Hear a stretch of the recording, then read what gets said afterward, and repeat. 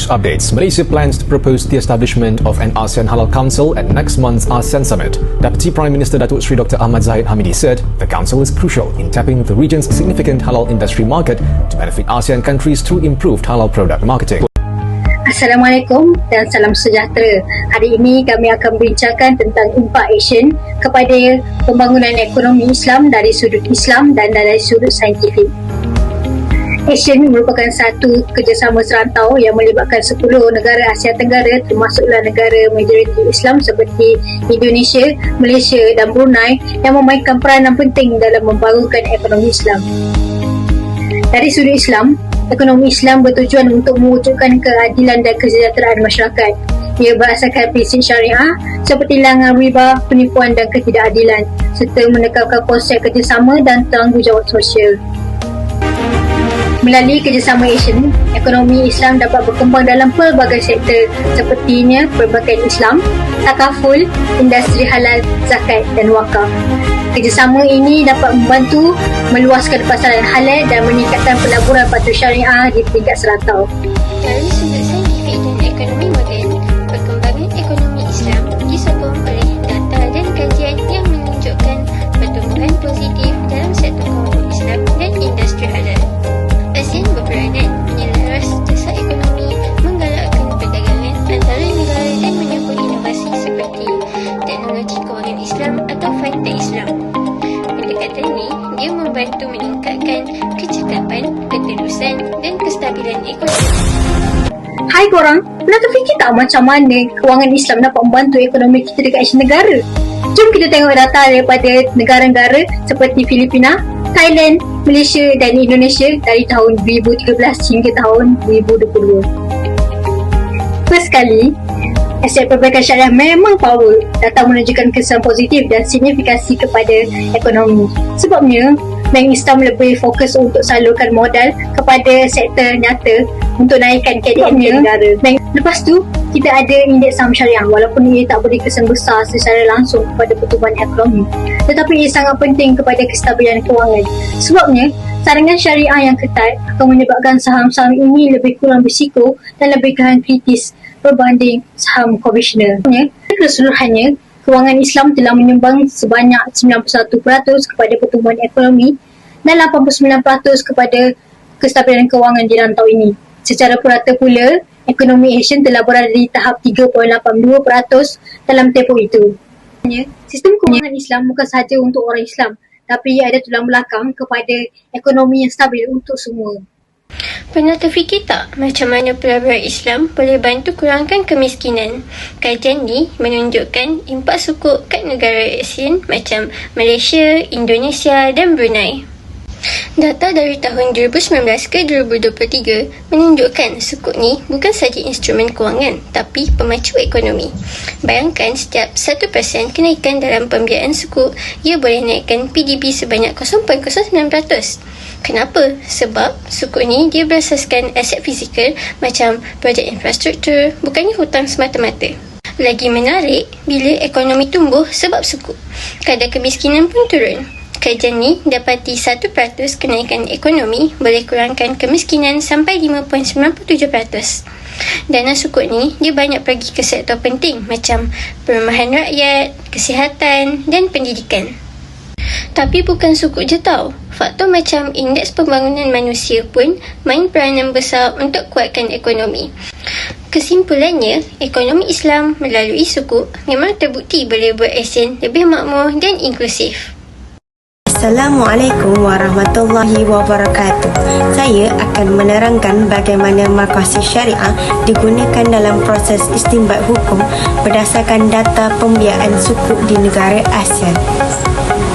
Data kajian menunjukkan bahawa pembiayaan sukuk di Indonesia, Malaysia dan Brunei Darussalam memberi kesan positif kepada pertumbuhan ekonomi dan seterusnya mengurangkan kadar kemiskinan.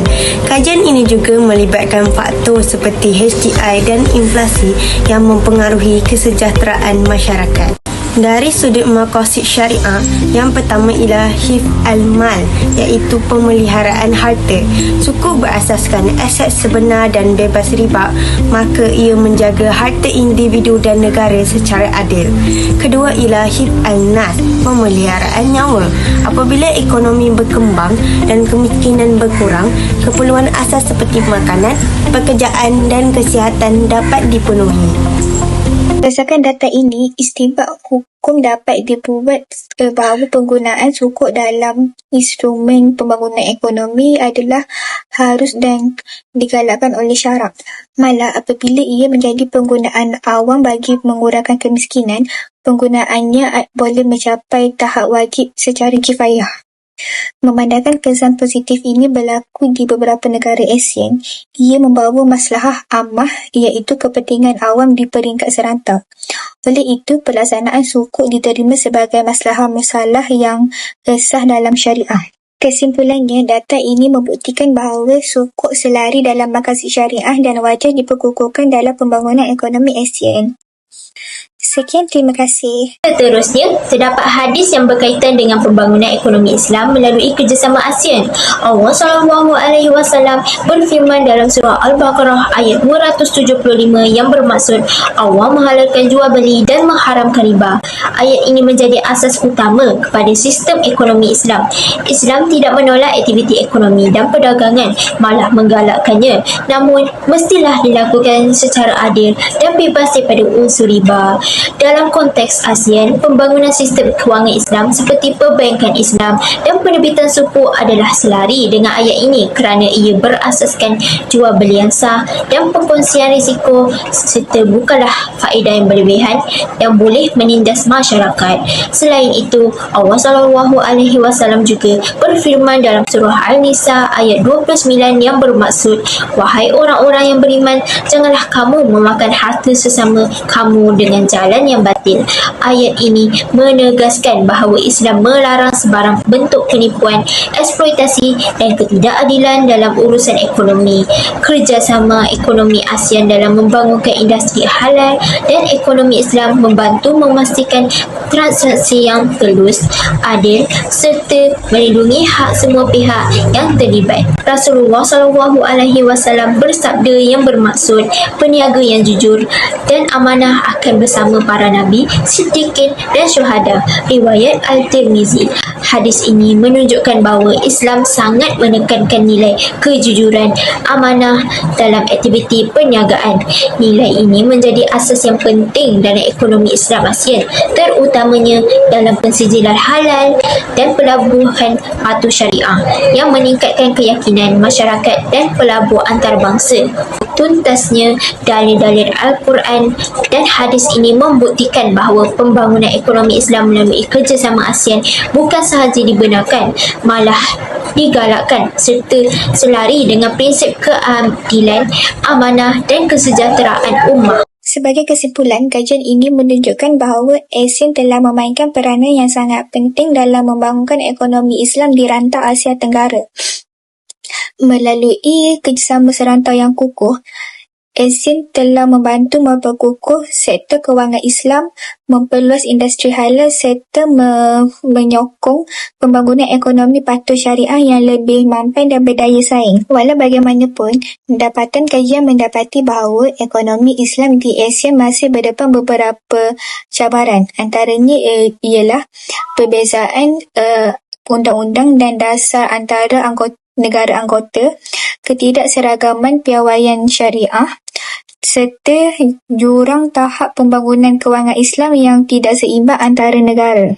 Cabaran-cabaran ini bukan sahaja menyukarkan pelaksanaan kewangan Islam dan pembiayaan patuh syariah secara rentas sepadan, malah ia boleh menjejaskan keyakinan pelabur serta keberkesanan kerjasama ekonomi serantau. Oleh itu, beberapa cadangan boleh dikemukakan bagi menyelesaikan isu-isu tersebut. Pertama, ASEAN disarankan untuk memperkukuh usaha harmonisasi undang-undang dan piawaian syariah di peringkat serantau. Penyelarasan ini penting bagi memudahkan kewangan Islam serta serta pembiayaan Islam merentas sepadan lebih cekat dan tersusun. Selain itu, sokongan terhadap perusahaan kecil dan sederhana, khususnya dalam sektor halal, perlu dipertingkatkan melalui pembiayaan patuh syariah, latihan transformasi digital serta pemindahan teknologi. Langkah ini dapat membantu PKS meningkatkan daya saing dan menyertai rantaian nilai ekonomi Islam di peringkat ASEAN. Samping itu, penggunaan teknologi digital seperti sistem jejak halal, blockchain dan platform digital perlu diperluaskan bagi meningkatkan ketelusan, kecekapan serta keyakinan pengguna terhadap produk dan perkhidmatan patuh syariah. Dengan pelaksanaan cadangan-cadangan ini, cabaran yang dihadapi dalam pembangunan ekonomi Islam di ASEAN dapat dikurangkan secara berperingkat. Secara tidak langsung, ekonomi Islam di rantau ini mampu berkembang dengan lebih inklusif, stabil dan selari dengan prinsip maqasid syariah. Kesimpulannya, kejayaan pembangunan ekonomi Islam di ASEAN memerlukan komitmen berterusan daripada semua pihak agar manfaatnya dapat dinikmati oleh masyarakat secara menyeluruh dan berpanjangan.